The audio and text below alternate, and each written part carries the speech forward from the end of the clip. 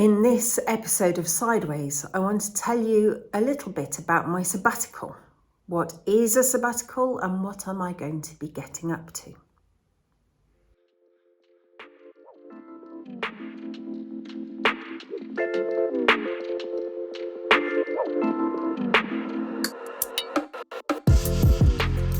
From the 2nd of January to the 2nd of April 2023, I am going to be on sabbatical.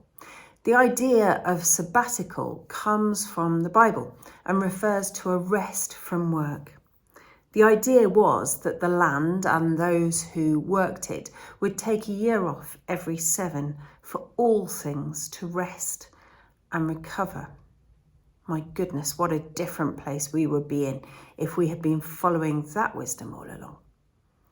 It was in the late 1800s that academic institutions started granting professors sabbatical leave, yes, for their rest and recovery, but also recognising how much they got out of that in terms of fresh thinking, greater energy, and general morale as an institution. Well, after 15 years of ordained ministry, I slightly overshot on the 7 years thing, and many more years of ministry as a normal person before that, a sabbatical is a gift of time. Time to reflect, time to refresh, time to have fun. And not a year, but 3 months to reflect, refresh, and have fun. Those really are the criteria our diocese, our Gloucestershire County give for a sabbatical.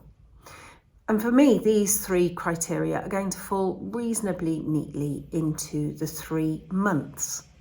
January is going to be the fun month. If you can call turning 50 fun. A parade of wonderful friends and family who have been significant over these 50 years are coming to share food and laughter around our table. From my family of origin to friends who accompanied me when I was trying to make sense of this niggling feeling that I should explore becoming a vicar. From school friends I went through adolescence with in all its gruesome glory, to a couple of ex-sisters-in-law who, though our brothers may have fallen out of love with, we haven't. There will also be some long walks with my dog, some sleep, please God, regular running, masses of gardening, and reading novels on the sofa under a blanket with a cup of coffee. These are a few of my favourite things. February gets a bit more adventurous and I hope deeply refreshing. I'm going to walk 250 miles of the Camino, an ancient pilgrimage route through Spain, ending up in Santiago de Compostela, if you remember The Way, the film with Martin Sheen. This is something I have wanted to do for ages. I'll be alone, although I do hope that God will come along too. And I'm hoping for the luxury of getting a bit bored, to slow down my mind, to be open to new perspectives, to have some interesting encounters along the way.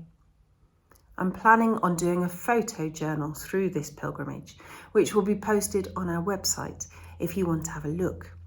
And I will be walking literally in my lovely mum's walking boots. And Graham will be meeting me in Santiago at the end to celebrate. Which leaves March to reflect. I've been training in spiritual direction through Bristol Cathedral in preparation for this. So what is spiritual direction?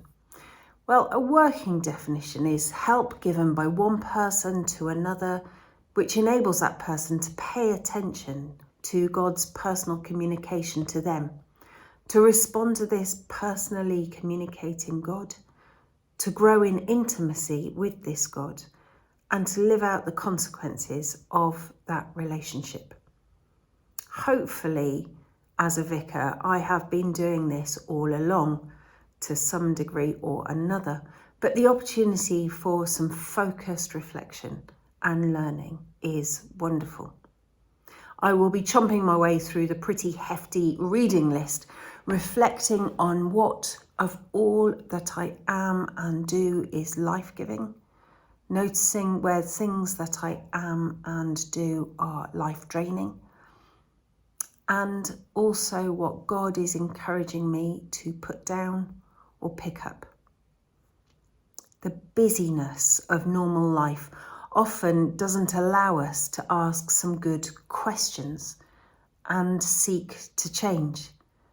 And if I can't do that for myself, I certainly can't offer that gift to anyone else with any integrity. So the gift of this sabbatical comes at a pivotal moment in my life. Our youngest, Daniel, has just left school and started his apprenticeship. Anna and Bethia are establishing themselves as wonderful young adults. So the responsibility of parenting has shifted. Graham has gone back into full-time ministry, having laid aside that calling for such a long time in support of me. And I have been here in Stroud for 5 years. And as arbitrary as they are, this age milestone does give an opportunity to stop and take stock, to grieve those things and those people I have lost along the way, and the things I have done and haven't done that I regret, to give thanks for those who have shared the journey and the wonderful blessings I have enjoyed, to remind myself that every day is a gift, to not take anything for granted, and above all, to bathe in wonderful time in the presence of our God, who is love.